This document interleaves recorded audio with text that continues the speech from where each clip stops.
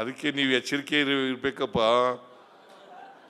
ಬಹುಸಂಖ್ಯಾತ ಜನ ಇದ್ದಾರಲ್ಲ, ಅವರು ಎಚ್ಚರಿಕೆಯಿಂದ ಇರಬೇಕು.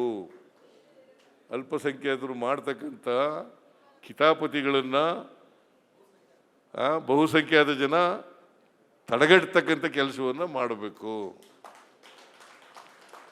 ಅಲ್ವಾ? ಅದು ಮಾಡೋಕ್ಕೆ ಏನು ಕಷ್ಟನಾ? ಅದಕ್ಕೆ ಈಗ ಈ ಖರ್ಚು ಮಾಡಿದ್ವಿ. ಕಾರಣ ಯಾಕಪ್ಪ ಅಂತಂದರೆ ಅಸಮಾನತೆಯನ್ನು ತೊಲಗಿಸ್ಬೇಕು ಅನ್ನೋ ಕಾರಣಕ್ಕೋಸ್ಕರ, ಸಮಾನತೆಯನ್ನು ತರಬೇಕು ಅನ್ನೋ ಕಾರಣಕ್ಕೋಸ್ಕರ. ಆರ್ಥಿಕ ಸಾಮಾಜಿಕ ಸ್ವಾತಂತ್ರ್ಯ ಬರದೇನೆ ಜಾತಿ ಹೋಗಲ್ಲ.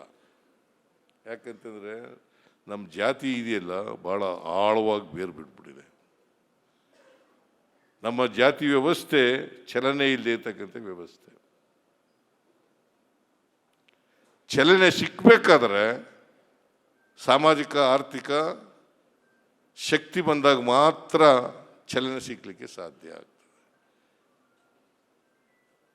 ಇಲ್ಲದೇ ಚಲನರಹಿತವಾಗಿರ್ತಕ್ಕಂಥ ಜಾತಿ ವ್ಯವಸ್ಥೆ ಇಂದ ಬದಲಾವಣೆ ಆಗಲಿಕ್ಕೆ ಸಾಧ್ಯ ಆಗಲ್ಲ, ಸಮಾನತೆ ಬರಲಿಕ್ಕೆ ಸಾಧ್ಯ ಆಗಲ್ಲ, ಸಾಮಾಜಿಕ ನ್ಯಾಯ ಬರಲಿಕ್ಕೆ ಸಾಧ್ಯ ಆಗಲ್ಲ. ಎಲ್ರಿಗೂ ಸಮಾನವಾದಂಥ ಅವಕಾಶಗಳು ಸಿಕ್ಕಬೇಕು.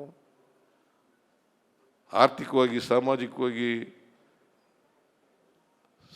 ಸಮಾನವಾದಂಥ ಅವಕಾಶಗಳು ಸಿಕ್ಕಿದಾಗ ಮಾತ್ರ ಬದಲಾವಣೆ ಆಗುತ್ತೆ. ಇದು ಕಾರಣ ಯಾಕೆ, ಈ ಅಸಮಾನತೆ ಯಾಕೆ ಕಾರಣ ಆಗಿದೆ ಅಂತಂದರೆ, ಸಾವಿರಾರು ವರ್ಷಗಳ ಕಾಲ ಶೂದ್ರ ವರ್ಗ ಮತ್ತು ಮಹಿಳೆಯರು ಅಕ್ಷರ ಸಂಸ್ಕೃತಿಯಿಂದ ವಂಚಿತರಾಗಿದ್ದರು. ನೂರಾರು ವರ್ಷಗಳ ಕಾಲ ಅಕ್ಷರ ಸಂಸ್ಕೃತಿಯಿಂದ ವಂಚಿತರಾಗಿದ್ದರು, ಅವಕಾಶಗಳಿಂದ ವಂಚಿತರಾಗಿದ್ದರು. ಈ ಕಾರಣದಿಂದ ಅಸಮಾನತೆ ನಿರ್ಮಾಣ ಆಗಿದೆ ನಮ್ಮ ಸಮಾಜದಲ್ಲಿ. ಈ ಅಸಮಾನತೆಯನ್ನು ಹೋಗಲಾಡಿಸದೆ ಹೋದರೆ ಪ್ರಜಾಪ್ರಭುತ್ವ ಯಶಸ್ವಿ ಆಗಲ್ಲ, ಸಂವಿಧಾನ ಯಶಸ್ವಿ ಆಗಲ್ಲ, ಸಾಮಾಜಿಕ ನ್ಯಾಯ ಎಲ್ರಿಗೂ ಸಿಕ್ಕಲ್ಲ, ಸಮಾನತೆ ಬರಲ್ಲ. ಅದಕ್ಕೆ ಬಾಬಾ ಸಾಹೇಬ್ ಅಂಬೇಡ್ಕರ್ ಅವರು ಹೇಳಿರ್ತಕ್ಕಂಥ ಭಾಳ ಮುಖ್ಯವಾದಂಥ ವಿಚಾರ ನಾವೆಲ್ಲರೂ ಕೂಡ ಅರ್ಥ ಮಾಡ್ಕೋಬೇಕು. ಸಹಿಷ್ಣುತೆ ಸಹಬಾಳ್ವೆ, ಸಹಿಷ್ಣುತೆ ಸಹಬಾಳ್ವೆ. ಇದು ಗೊತ್ತಿದ್ದು ಕೆಲವರು ದಾರಿ ತಪ್ಪಿಸ್ತಕ್ಕಂಥ ಕೆಲಸ ಮಾಡ್ತಾರೆ. ಇವ್ರ ಬಗ್ಗೆ ಎಚ್ಚರಿಕೆಯಿಂದ ಇರೋಣ. ಬಹುಶಃ ಮಹದೇವಪ್ಪನವರು, ಡಿ ಕೆ ಶಿವಕುಮಾರ್ ಅವರು, ಮುನಿಯಪ್ಪನವರು ಎಲ್ಲರೂ ಕೂಡ ಮಾತನಾಡಿದ್ದಾರೆ. ನಾನು ಹೆಚ್ಚು ಮಾತಾಡೋಕ್ಕೆ ಹೋಗಲ್ಲ. ಇಷ್ಟು ಹೇಳ್ತೀನಿ, ಕೊನೆಯಲ್ಲಿ ನಮ್ಮ ಸಂವಿಧಾನವನ್ನು ಉಳಿಸ್ತಕ್ಕಂಥ ಕೆಲಸ ನಾವೆಲ್ಲರೂ ಕೂಡ ಮಾಡಬೇಕು. ಬಾಬಾ ಸಾಹೇಬ್ ಅಂಬೇಡ್ಕರ್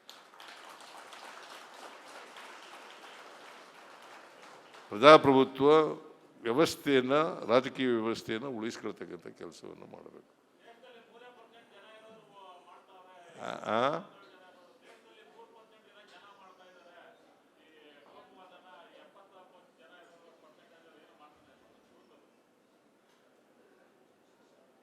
ಕೂತು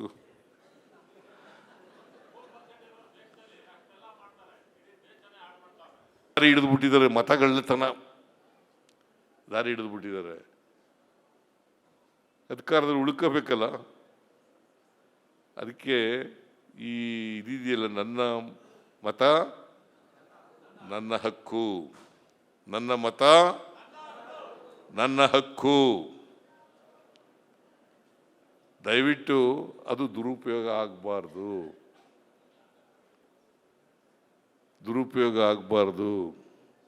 ಆ ಕೆಲಸ ನೀವೆಲ್ಲ ಮಾಡಿದ್ರೆ ಪ್ರಜಾಪ್ರಭುತ್ವ ಉಳಿಲಿಕ್ಕೆ, ಇನ್ನೂ ಗಟ್ಟಿಯಾಗಲಿಕ್ಕೆ ಸಾಧ್ಯ ಆಗ್ತದೆ. ಆ ಕೆಲಸ ನಾವು ಮಾಡೋಣ ಅಂತ ಹೇಳ್ತಕ್ಕಂಥ ಮಾತುಗಳನ್ನು ಹೇಳಿ ಇವತ್ತು ಅಂತಾರಾಷ್ಟ್ರೀಯ ಪ್ರಜಾಪ್ರಭುತ್ವ ದಿನ ಆಚರಣೆ ಮಾಡ್ತಾ ಇದ್ದೀವಿ. ಇವತ್ತು ನಾವೆಲ್ಲರೂ ಕೂಡ ಪ್ರಮಾಣ ಮಾಡಿ ಪ್ರಜಾಪ್ರಭುತ್ವ ಉಳಿಸ್ತೀವಿ, ಸಂವಿಧಾನ ಉಳಿಸ್ತೀವಿ, ನಮ್ಮ ಹಕ್ಕುಗಳನ್ನು ರಕ್ಷಣೆ ಮಾಡ್ತೀವಿ. ನಾವು ಯಾವ ಕಾರಣಕ್ಕೂ ಕೂಡ ದಾರಿ ತಪ್ಪಲ್ಲ ಅಂತಕ್ಕಂಥ ಪ್ರಮಾಣ ವಚನ ತಗೋಣ ಅಂತ ಹೇಳ್ತಾ ಇವತ್ತು ಅತ್ಯಂತ ಸಂತೋಷದಿಂದ ಇದನ್ನು ಉದ್ಘಾಟನೆ ಮಾಡಿ ನಿಮ್ಮೆಲ್ಲರಿಗೂ ಶುಭ ಕೋರಿ ನನ್ನ ಮಾತುಗಳನ್ನು ಮುಗಿಸ್ತೇನೆ.